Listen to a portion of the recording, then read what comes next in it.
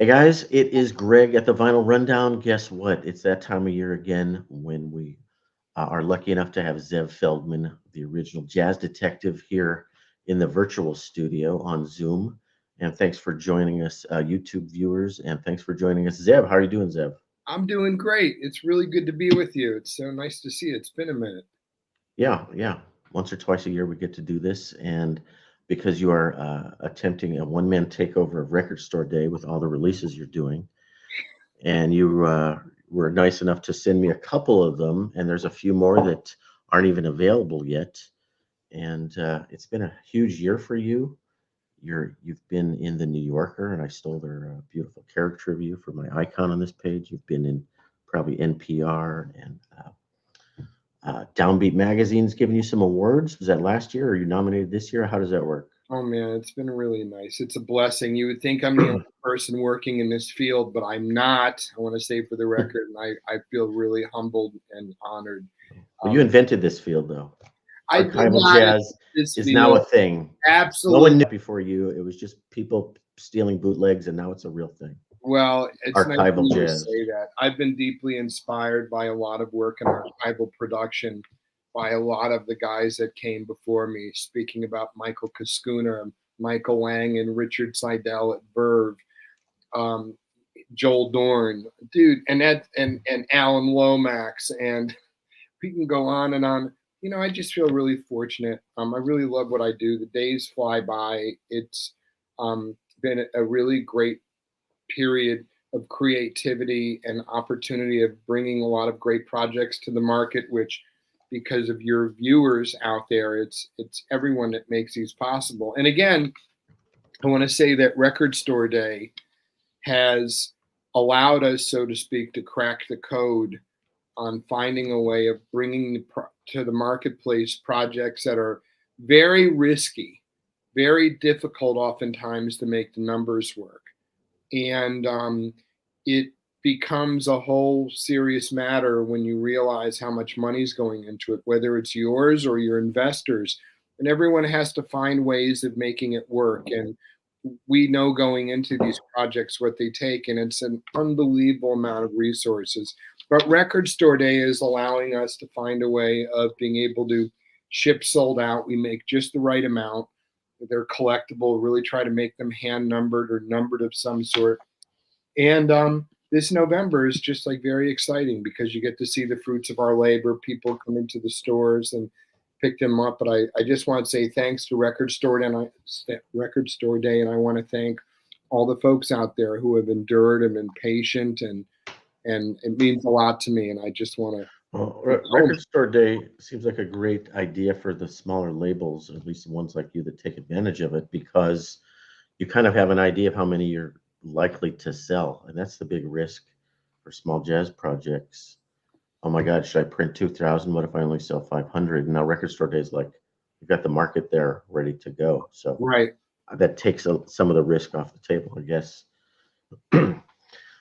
So I'm aware of three releases, three or four releases, five that you're doing.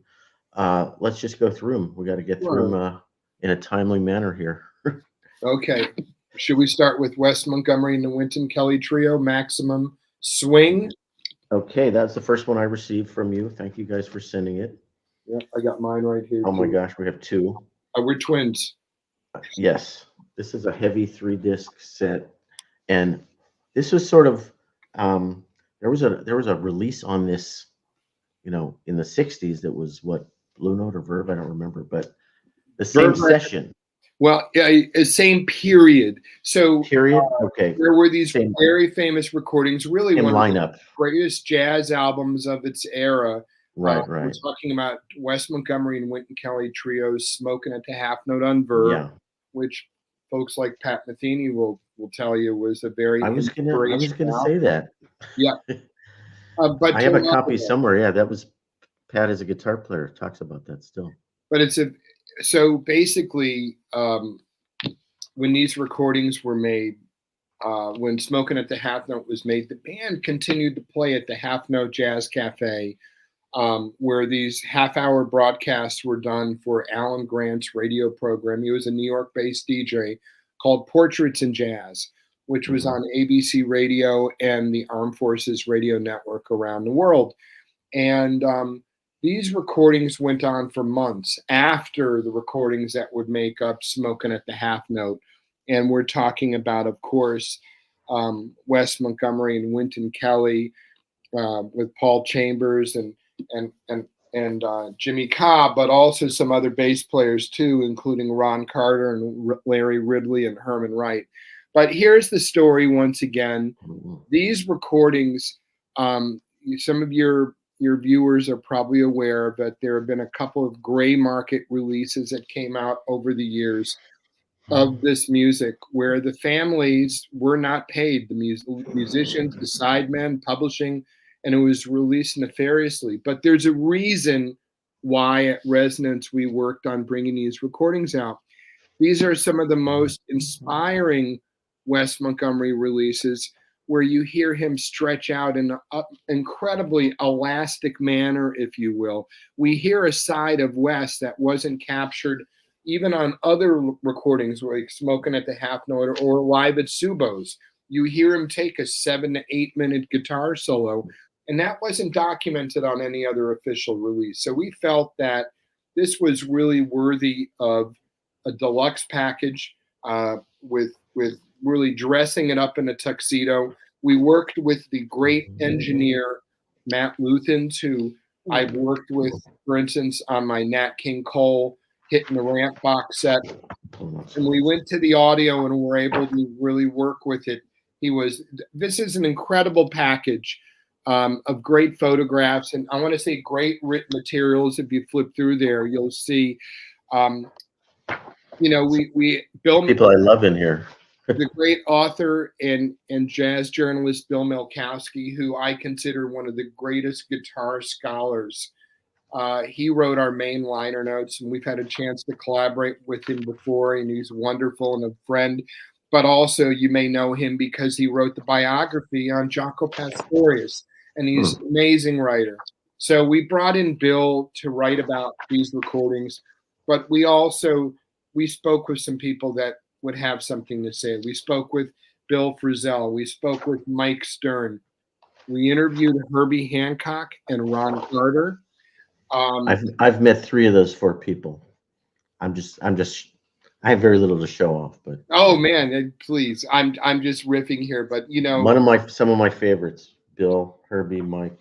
And we really wanted a reason for people to come back to these recordings officially, for them to be promoted, for the families to be paid, and to really present it in a stellar way. This is a 3 LP set, mastered by Bernie Grunman, pressed at Le Vinylist in Canada, and assembled in the United States at Resonance Warehouse. But anyways, this is really great. I'm very proud. This is the 7th project that I've had the good fortune of working with Wes Montgomery's family. I want to thank Robert Montgomery, his son. But you should look through even the images. They're photographs that are very rare, that most people have probably never seen before. In 2016, I was in Osaka, Japan. Let's talk about these pictures, including that one right Where is he, and why are there so many cool records in the background? That's actually at the Half Note Club, and that picture was taken by Raymond Ross. Raymond Ross was an incredible photographer at that time. He was taking pictures all over New York, amongst other places. And he was one of a few people that was allowed to take pictures inside the club. I saw these images for the very first time in 2016.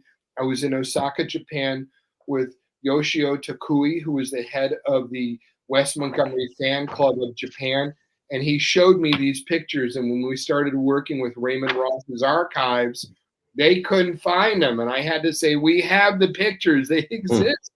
And we found these. But this is a curated book. Yeah. Probably from the same session, because I see more album covers in the background. Yeah, that's from the Half Note Club. But this is really you can actually make out some of the albums in the background. Mose Allison. Yeah, I think there's a Jim Hall, Art Farmer record on the wall there, perhaps. But this, cool. These recordings needed to be presented officially. Finally, it has an official release. The family and musicians are being paid.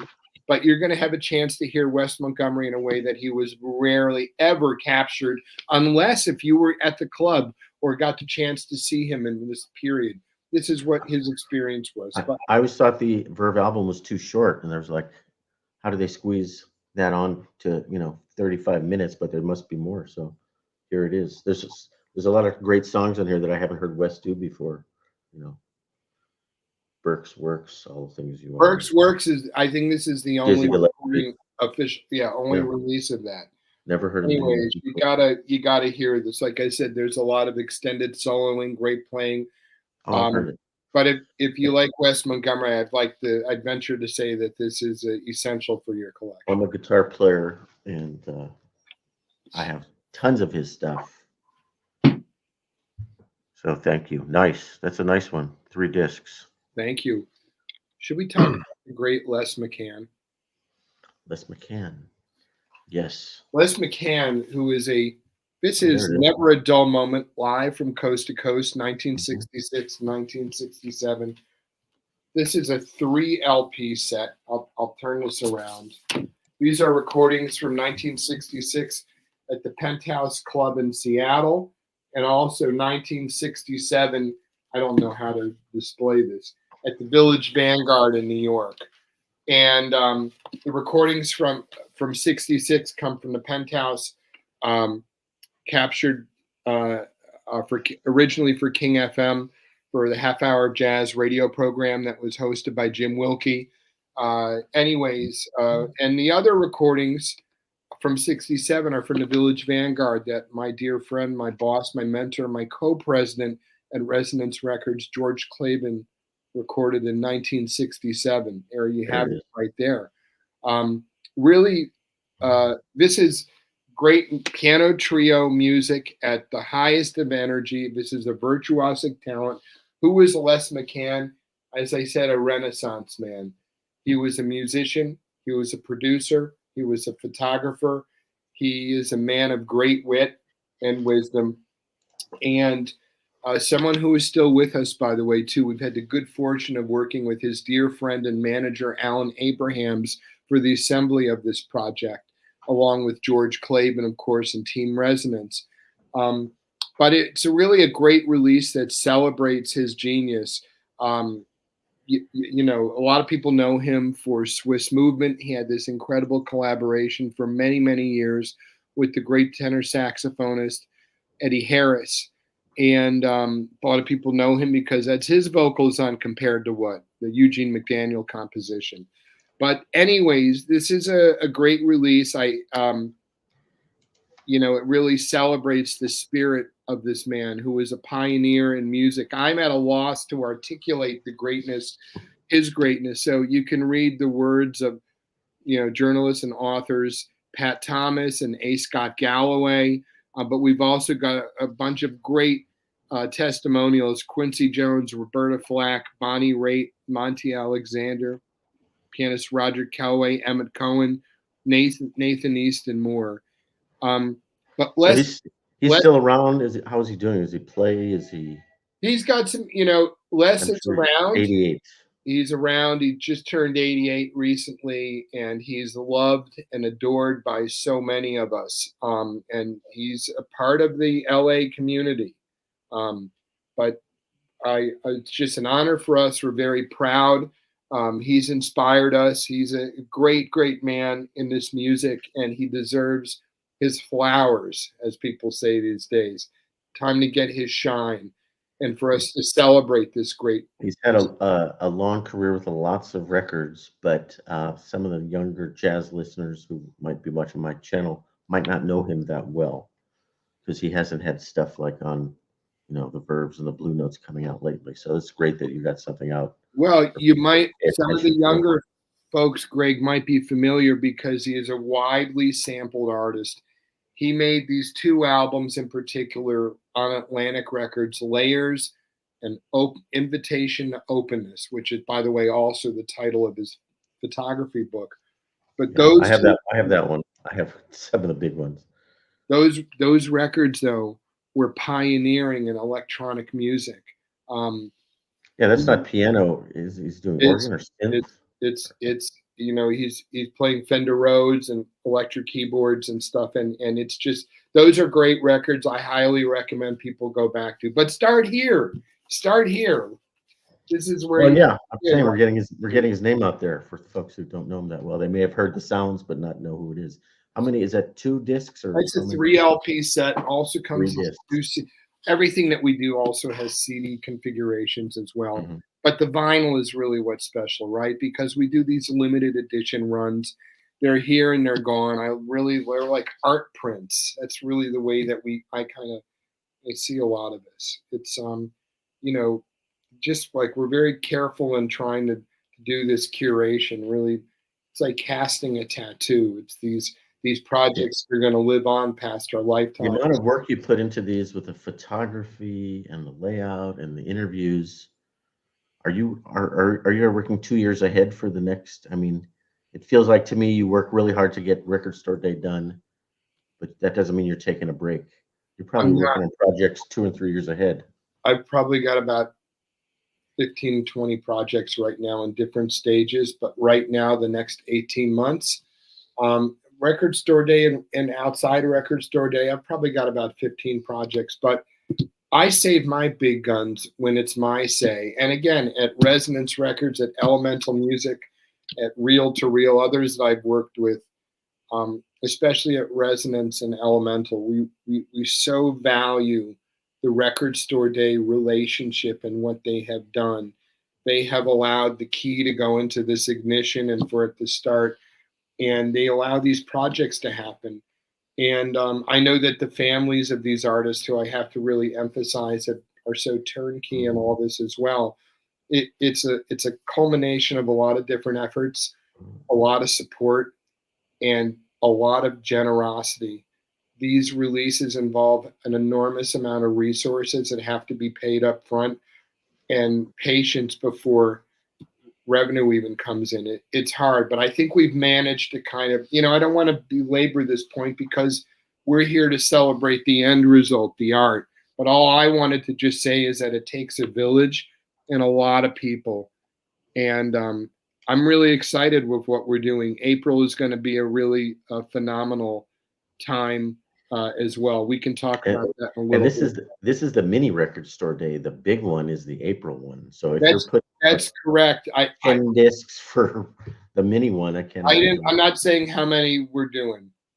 I'm not saying it releases, but the discs. Right. You're keeping the pressing plants working overtime. Well, we're very lucky. It's all the fans that are allowing it to happen, and without them, we can't do this. We have some more releases to talk about. Should we push on? Yes. Yes. I'm sorry. Oh, no need to apologize. Forgive me. I want to keep on schedule here before our time runs out. Yeah. We only have 3 hours. Kidding. Let's. I don't have the LP. You have the LP. I have the CD version here of Bill Evans' Tales, which I think we should talk about. Bill Evans. Bill Evans' Tales. Wish I had a copy, but no. I'll show us a picture of it. Oh, I'm so sorry. I don't have a copy of that. Well, I'm putting it on off of your Facebook for those who don't follow Zev on Facebook. He's got all kinds of good stuff on there. Oh, yeah. Here it is. Well, we have these recordings of 1964 from pianist Bill Evans. These are never before released recordings captured by the Danish radio and Ole Matthiessen, who was a producer for them. This is a continuation of the Treasures release that we put out several months ago on the last Record Store Day event. And we made a decision that we would put these recordings out separately. These recordings, this is Bill in 64 in Copenhagen with bassist Chuck Israels and drummer and vibraphonist Larry Bunker, although he's just playing drums on these recordings. And these are marvelous live recordings that have never been out before. And I'm very proud about this release too. This is the 11th production that I've had the good fortune of working with Bill Evans' family on. And I especially want to thank Evan Evans for allowing us to continue these very meaningful journeys as we've been able to present music to, I feel confident in saying, a wider, younger audience often, including all the fans. Bill Evans' music is timeless. He transcends genres at times. and audience bases. There's generations and generations that have continued to follow and discover his legacy. And he's someone that we're going to be listening to for a very long time from now, because he is really one of the great artists of this American art form. And this, Absolutely. A young piano player today has got to dig into Bill Evans, just like a sax player has to dig into Charlie Parker. It's like required learning, because he's the master of that craft. So love hearing his stuff. What a great touch and a great expressiveness. So is that also a 3-disc set, 2 discs? That's going to be a single LP set. One LP. A rare one. That doesn't happen a lot. But we felt that it deserved its own shine by itself. Otherwise, it would have been a 4 LP box set on Bill Evans' treasures. And we all felt that would be just a little too heavy. And we had the continuity of these recordings with his one trio. So why not present it this way? Is it a club setting or a studio setting? I'm sorry. This is from a hall. And So this was recorded by the Danish radio. Mm-hmm. And it's just a really great recording, as I said, that's never been available before. So that's Bill Evans' Tales. Nice. Yeah. Okay. That's our third one we've spoken about so far. Who's next? I've got 2 left in my pile. Let's talk about Ahmad Jamal. Now, you have a copy of this as well. I do. I've got this one. Oh, let's talk about Emerald here. Nights, right, 1966 to 68. So this is the third one in the series. This is the third and final. Last year we did 2. There's one of them, and now we've got the third one. Okay. This is the third and final installment in our series called Emerald City Nights, which capture Ahmad Jamal really at a very important time of his recording career. He was primarily making studio recordings during this period, but of course, a lot of folks know, but not for me and Alhambra. But outside of that, it was really a big studio push for him at this time with lots of different studio efforts. But these recordings capture Ahmad Jamal, what the live performances were and what that experience would have been. And these recordings on this volume, it's all one rhythm section. It's the great bassist Jamil Nasser and the drummer Frank Gant, who played with Ahmad Jamal longer than any other trio. And, he had certain people that came in and out, including these guys came back in and out, especially Jamil Nasser. But these are really important recordings. I want to say it was really very special, meaningful, having a chance to work with Mr. Jamal on these releases. He just passed away in the last 12 months or so. Yeah, I was really touched and honored to speak at his memorial service in New York a couple weeks ago. And I explained about the process and how meaningful it was for me. I mean, growing up, Ahmad Jamal is someone that my mother listened to. My mom, who lived in Chicago, saw him at the London House Club, and we had But Not For Me on vinyl in our home. So he was kind of a celebrity. So you can imagine, for me, signing him to do these 3 projects was very special. But the series has really, the first 2 releases, we're talking about Downbeat won the Critics Poll for Historical Recording of the Year and also the Readers Poll. But these albums, the first 2 volumes especially leading up to now, has really been a celebration and homage paid to Mr. Jamal. We were very fortunate in having a lot of coverage, whether it was the New York Times or NPR Morning Edition and Fresh Air with Terry Gross, the Wall Street Journal, the New Yorker. It was very much like a virtual celebration of this man. I'm so happy that he had a chance to see it while he was here. He is one of the greatest creators in this art form. And working with him was a very gratifying, very amazing, remarkable experience. I've worked with a lot of different artists and their families, but Ahmad was with us. He worked with us. He reviewed the music. He worked on the audio. He approved the voices for the package. He read the essays. He gave us interviews about his experiences. And this is the last one. And I'm really excited by it. Now, it's funny, you're holding up a digital thumbnail for this. There are 2 singles for this release. Oh, okay. I was wondering why it said Misty on there. Right. This is a digital single, which people can stream online too, if you're curious. You know what's amazing about this version of Misty? Ahmad Jamal had an ability of taking sometimes existing repertoire that other artists have performed and making it his own, putting his own accentuation on it and doing something that made it truly his own. When you listen to this, you'll hear what I'm saying. I listened to it yesterday, and the exact same thing came into mind. This song, Alfie, has been stuck in my mind. I've been humming it all morning. And I think, well, Bill Evans has a great version, and a lot of people have great, but wow, I really gravitate toward that song. Alfie, beautiful.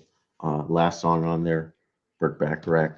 So a lot of great standards on there, but other people have, he's put his own stamp on it. So I hope agreeing with you. I hope people will check these out. I mean, what an amazing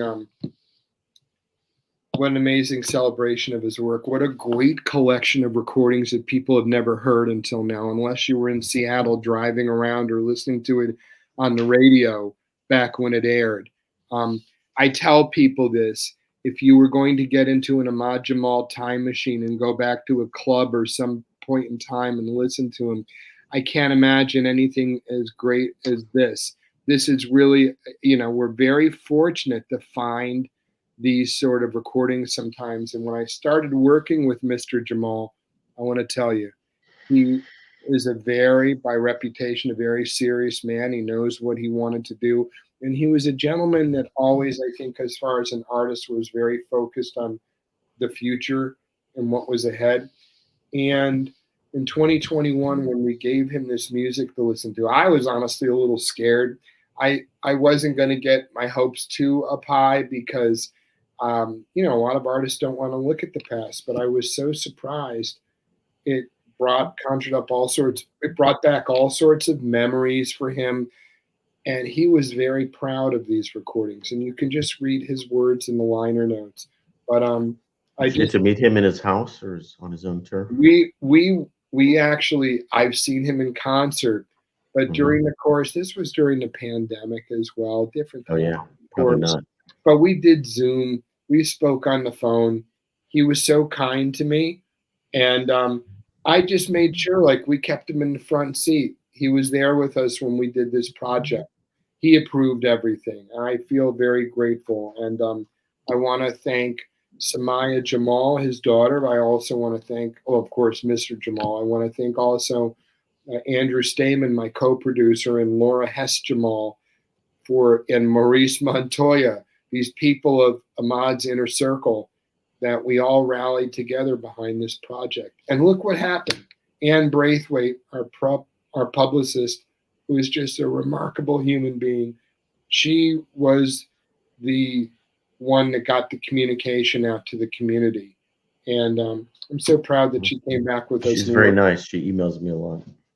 She's an amazing person. Really glad to know her. A segue here is the whole thing with the Seattle Penthouse. You've sort of opened that up and unlocked the vault there. Yeah. And not that many people are familiar with the club that's been defunct for decades. But I guess you have a relationship with the son of the owner. I do. What's his name again? Charlie? Charlie Puzo Jr., Right. who is the son of the father, Puzo Sr., who Mr. Puzo owned the club and was involved. He was an entrepreneur, a successful businessman, but he loved music and he had this amazing club. Charlie Puzo Jr. has done an amazing job celebrating his father and family's legacy. The work that we've done over the last 10 to 12 years has been precious to me, and I think all these fans. We were lucky. Jim Wilkie and the club was running tape for this radio program, and they captured some of the greatest names in music that came into Seattle, including 6 hours of Ahmad Jamal, including numerous version music with Cal Tjader, who we'll speak about in a minute. That was the segue I was trying to lead into the next anyways, record. I'm doing all this But talk. at the Penthouse, we also had the Coltrane that came out a few years ago. That you worked on that a little bit, right? Yeah, Wes Montgomery, Wynton Kelly trio. We did some recordings called "Smoking in Seattle." We did the we had music from the Three Sounds, which is Wes Montgomery and his brothers. Yeah. Right? For those who don't know. The Three Sounds was Gene Harris with Andy Simpkins and Bill Dowdy. Who am I thinking of? But a different group. No, but guess what? Wes and his brothers played the club too. It's an embarrassment of riches, but I've been very privileged to work with the Puzo family and Mr. Wilkie as well on these projects over the years. Cannonball Adderley, we did Swingin' in Seattle. Ahmad Jamal, we have Cal Tjader here. Oh, and Les McCann. This release date alone are 4 projects that are Ahmad Jamal, Cal Tjader. Are we just scratching the surface of Penthouse, or we got years and years of stuff coming up? There's more, but all good things in time, and it takes That's the transition to talk about this one. That's the last record I have. Yeah. Thanks for holding that up here. Yeah, Cal Tjader. Cal on vibes. Catch the groove. Why can't I hold this up in the camera? There we go. That's good. Move my hand too. Anyways. Got it. And I'm going to pull up. Is there a booklet to pull up? Probably. No? There is, absolutely. Okay. I'll have to take off my wrapper then. Oh, man. Check this one out. Yeah, we have a really beautiful booklet. Burton Yount designed the cover, by the way, in the artwork with this package, right? Fred Seligo. Hey, look, the tape reels right here. Yeah, the photo. I'll pull up the photo. I can photo while you talk. So, like Ahmad Jamal, Cal Tjader was an artist that played the Penthouse many, many times over the years. And one of the standouts of the Penthouse tape archives are these many different recordings that were made with Cal Tjader. You see, they even made beautiful posters designed. I mean, there's a poster collection that we put them in a lot of these packages when we have the assets. But these recordings are made between 1963 and 1967. And we had these complete half-hour broadcasts. And there were a lot of different ways we could have approached this project. Another poster. I love this artwork on these posters. Yeah. These originals are probably worth a fortune. They're really beautiful. The club really took it serious with the promotion and the marketing. And we've really tried to capture a lot of the feeling. First of all, feeling and vibes, if you will, pun intended, in the past. Vibes. Okay. But listen, Cal Tjader is a very important artist to me, someone that I really admire. I love his music. I have so many of his albums. And DJ Greg Casseus, aka Greg Cass, was in my home in Los Angeles several years ago. And I had told him about the existence of these recordings, and he lost his mind.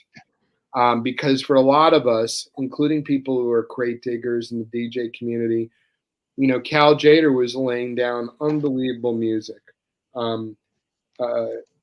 Just remarkable recordings. So what we did, we had all these different recordings from 63 to 67. Again, probably 6 or 7 hours. So I went to one of my friends, producer Richard Seidel, who worked at Verve for many, many years. And I asked Richard to listen to the music. And I didn't want to slice and dice. I wanted to at least keep complete sets of music that were intact. So you have all these different half-hour broadcasts. Some of them have different bands, but we don't split it up. And on the vinyl, you'll have a whole entire side with one band.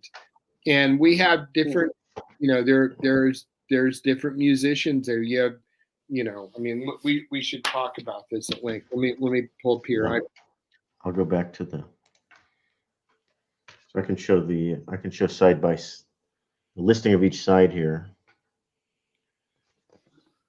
Right. The first one is. So you have like Clare Fischer, for example. You have a lot of these different musicians. So hold on, I want to. There's a few names here I'm not familiar with. I see Montgomery. Right.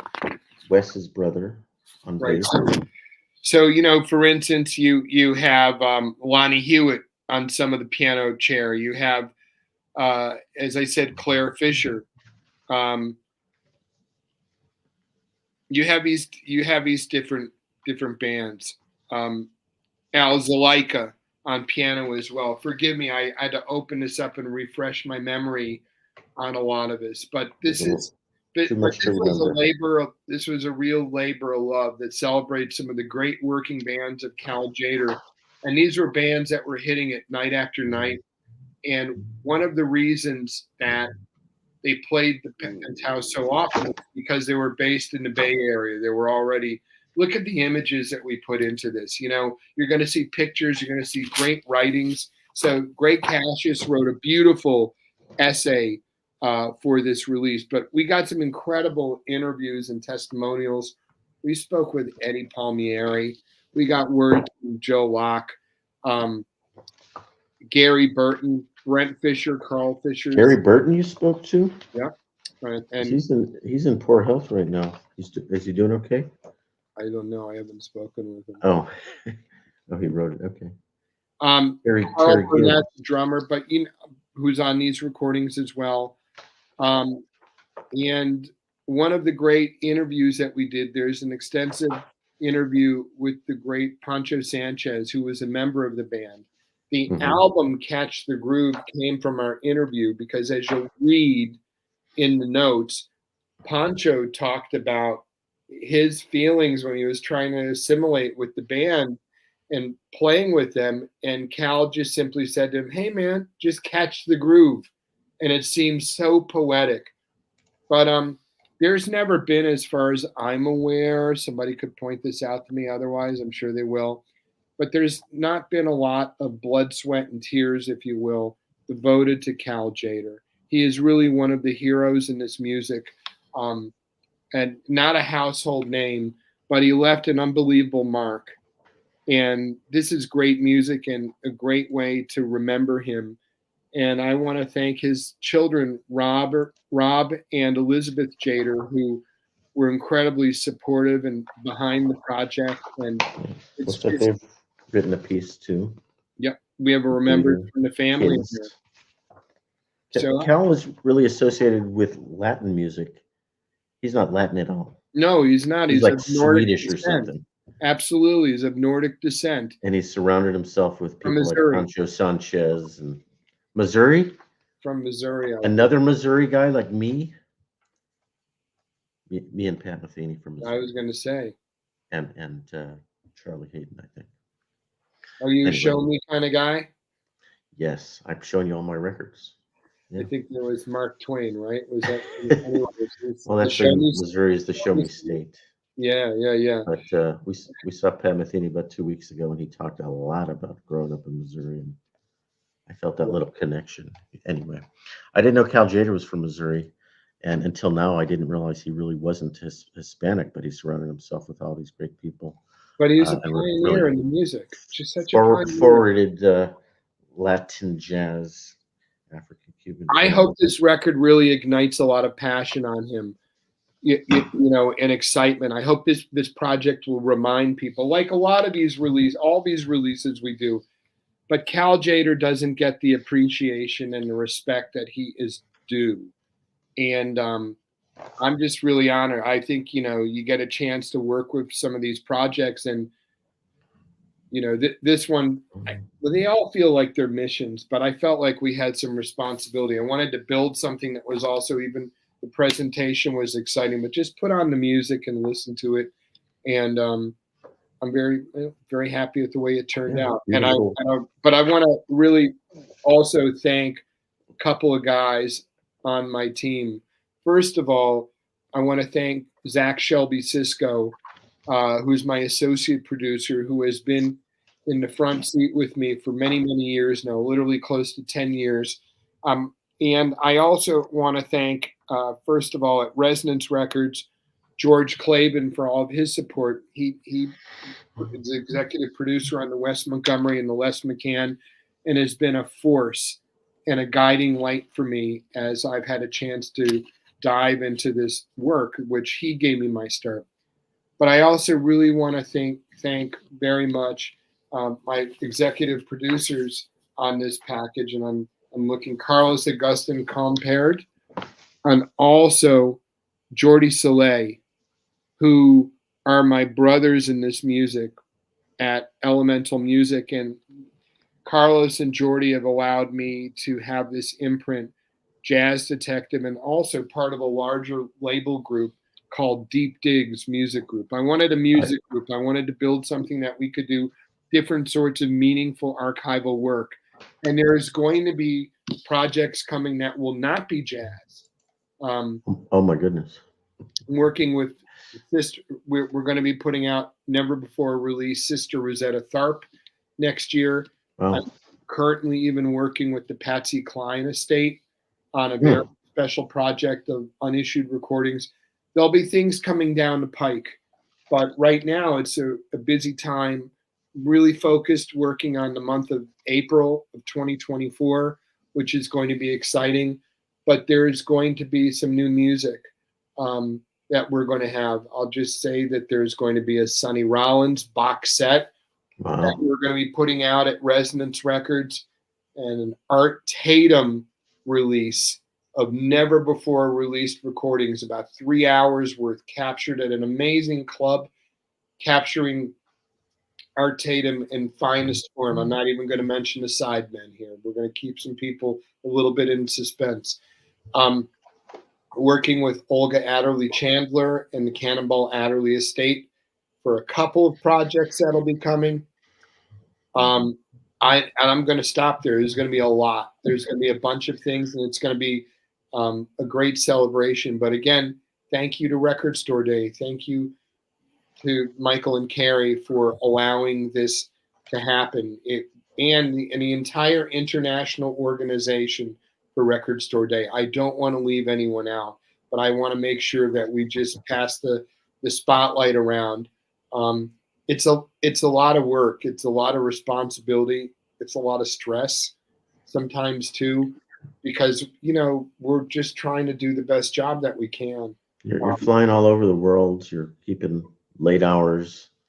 I wanted to ask you about the jazz, Detective and Deep Digs, because I was a little confused. Deep Digs is the music group. Yeah. And Deep Digs is also a label imprint. So, for instance, on Sister Rosetta, that'll be out on Deep Digs versus Jazz Detective. Okay. You've got so many logos to keep track of. It's maybe I don't need to understand it. It's all Zev related. I'm just lucky. Each one of these records has 3 or 4 logos, and everybody's working together. And I'm not the only guy. I want to tip my hat to all my other colleagues that are. I know there's a lot of people involved. I saw you flying to Japan recently.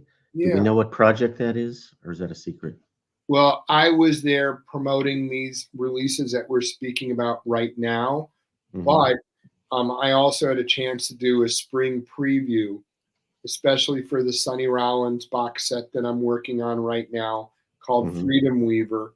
There'll be more information that's going to be coming, but it's going to be a giant LP box. And we're also working. Giant for you, normal is 10 discs. So giant, what is that? It'll be north of 3. You don't have to tell us. That's all right. It's going to be a 4 LP box set. Okay. We're also working on this Art Tatum project. So pre-pandemic, I used to go to Japan a couple of times a year, where I meet with the retailers. Believe it or not, there's, as I understand it, 72 tower locations that are in Japan. They're not all the size of the old stores, but there's some very important Tower Records locations that are still in this world and that live there. So we go and I meet with their corporate buying office to present these projects. And I also meet with our good friends at Disc Union. And then I do interviews, like, for instance, with Jazz Life magazine, my good buddy Kazuni Hayata. I also meet with Jazz In magazine, jazz.in, which is the new Jazz Japan, the old swing journal group of folks running it. And it's just great. And obviously seeing a lot of people, it's great to have these relationships and to work with people. And a lot of that involves FaceTime. That was my first overseas trip. That was just a few weeks ago to Japan. I haven't been in 3 years, and I used to go 2 times a year. So that was more promotional. You didn't dig into any Japanese vaults. No, but I've done some inquiries. Done some in the past. I know we've seen. But you know what? It's really important to see people that are promoting your projects. It's one thing to make them, but also I like to be very hands-on with the promotion and the marketing. And the Japanese are crazy about American jazz. Our music is felt all over the world, man. It's amazing, and just incredible about how we reach so many people and the legacies of these artists. I saw the movie last night, Saxophone Colossus, from filmmaker Robert Muggy for the very first time. I went to a screening here in Maryland at AFI, American Film Institute in Bethesda, and I was just like, I'm still like blown away watching this version of G-Man that he does in the film. And he's great. I think it's so much of what I've been lucky for is just to feel some inspiration. And maybe I'll connect with him, because that would be somebody I'd want to talk to. Oh, you should, man. He's done so many great movies. Last night they also showed his Al Green movie, The Gospel According to Al Green. And they're doing Deep Blues today. They have a Robert Muggy Film Festival here in Maryland. So I'm trying to go to as much as I can. I saw Black Wax from Gil Scott-Heron and A Joyful Noise from Sun Ra. So I'll share with folks here, I'm going to be collaborating with filmmaker Robert Muggy next year on some recordings of Sun Ra at the Left Bank, which we have. There's actually going to be another project that's going to come before that I'm working on with the Sun Ra Trust for April. But we're working on, Mr. Muggy and I, we have tapes that the Sun Ra Trust has from 1978 at the Left Bank. And that's one set, the first set. Robert Muggy was there with his film crew and captured the audio very well. And you've seen these clips in the movie. You've seen these performances. So we're going to get a chance. Joyful Noise. Yeah, A Joyful Noise. I highly recommend it. Yeah, that one you can see online. Yeah, that one's on YouTube. And on Amazon Prime is just one place that you can go. You can order the films. But we had a great pleasure of hanging out with Robert Muggy and his nice wife, Diana Zellman, here. And it was just great. Anyways, I feel like being inspired by something, feelings, listening to a recording or a piece of art and feeling something. And I feel like we all your listeners, we all are cut from that cloth. I know you feel this way about music. I do. It makes life so much more enjoyable. And this world is such a crazy place, especially right now. We need more soothing art, things to soothe our senses, time to create, time to get into the music. And I'm not an artist. I'm more of a curator and a producer, of course. But I'm so grateful when I think in the big picture of what really matters, it's about feeling something. We all share that in common. So I hope people will enjoy these recordings. It's a mouthful coming out of me. But I love it, and I'm really grateful to you, Greg. There's so much to listen to. That's the plus and the minus with jazz. It's such a huge world, and every day I find out there's 100 new recordings I want to listen to, and there's hardly any time. So, thank you for getting them out there. Have you been listening to anything in particular lately? Any recordings that like you've been stuck on, like you can't stop listening? It's interesting. I wish I had time to do that. I got a couple records for my birthday that I haven't even opened up yet, and then all this stuff came in the mail. I got a Pharoah Sanders from my wife, and Miles Davis that came out on Craft that I haven't even opened yet. And there's 2 or 3 other records. I can't remember what they sent me. I'm all over the place. You know, I could be on vinyl, I could be on CD, I could be streaming on the radio in any given day. I'm all of the above. So I really don't have time to sit and listen to one thing. I listened to your Wes Montgomery thing all the way through as soon as I got it. That's nice. And then the next couple days, other ones trickled in, and I've listened to some of them. And what else is sitting over there that I'm supposed to listen to? Oh, a new musician, and I love to get into new people. Who's this young drummer? What's his name? Yusef Days or Days? Do you know what I'm talking about? Oh, I've heard his name. He collaborates with people like Shabaka Hutchins and things like that. So he's got a brand new record that's kind of in the spiritual and R&B jazz. Cool. Like, I'm embarrassed that I can't remember and pronounce his name properly, but you know, I like to mix it up, the new and the old, because we have to also support the new musicians who are making the next generation of jazz. So sure, it's not just for us old timers. There's a lot of young people out there making great music. I tell you, man, I've been lately stuck. I can't stop listening to this one album. Okay, I should have asked you. Oh no. Come on. Hey man, Ahmad Jamal's The Awakening. Okay, yeah. It's really an amazing album. And I've just been stuck on it. There's this version of this tune. It was published by Hale Smith, pardon me, called I Love Music. And it's another example of Ahmad Jamal taking a composition that it touches him, and him just, I was talking to Joe Lovano, the composer of I Love Music was a guy from Cleveland, an African-American composer. I'm sorry I don't have his name here. But I was speaking with Joe Lovano this week about Yusef Lateef for a project we're coming out. And he was like, oh man, when Ahmad's version came out, that was a thing, you know, and I've literally been listening to this recording on repeat. It starts off with about the first 3 minutes is just solo piano and climbing and just this, you just feel this stuff pouring out of Ahmad. And then the trio comes in. It's Jamil Nasser and Frank Gant, I believe. But this whole record, but that composition, I can't get it out of my head. Like, you know, when the music that comes to you, it plays like on repeat sometimes. I'm looking it up here. He's got Stolen Moments by Oliver Nelson on there. Listen to what Dolphin Dance. I'm going to listen to it as soon as we get off this call. I've seen this album.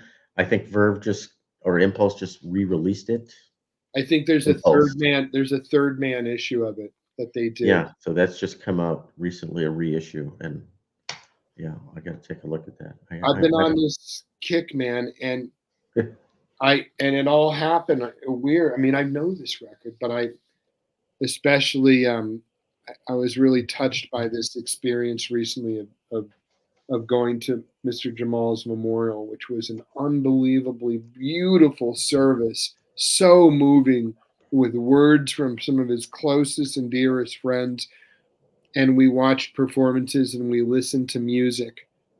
And anyways, I've just been on this whole thing with Ahmad's music, like things will keep bringing you back. But The Awakening, for the millionth time, I keep listening to it over and over and over.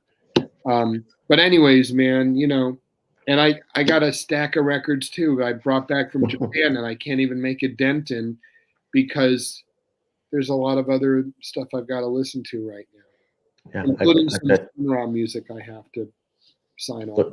Very excited to hear something from Sun Ra come out from you. That's going to be great. We're going to do 2 of them, and they're going to be very exciting. So much good stuff coming. I hope everyone will hang in there. Hope I haven't put anybody to sleep. Well, we'll wake them up. Don't worry. All right. Zev, thank you so much for coming, joining us today, and so many great releases. I'll let people. I'll put some links into the the show notes here where people can check this stuff out. But you only got a week left to get ready to get in line for Record Store Day. It's coming this Friday, day after Thanksgiving. So I know you're gonna have a great day. Thanks to everyone for their support. I hope everyone has a great holiday, and thanks for allowing us to keep going. We can't do it without all of your viewers and all the fans of this music. Fantastic, Zev. Thanks again. We're signing off here. All right, over and out.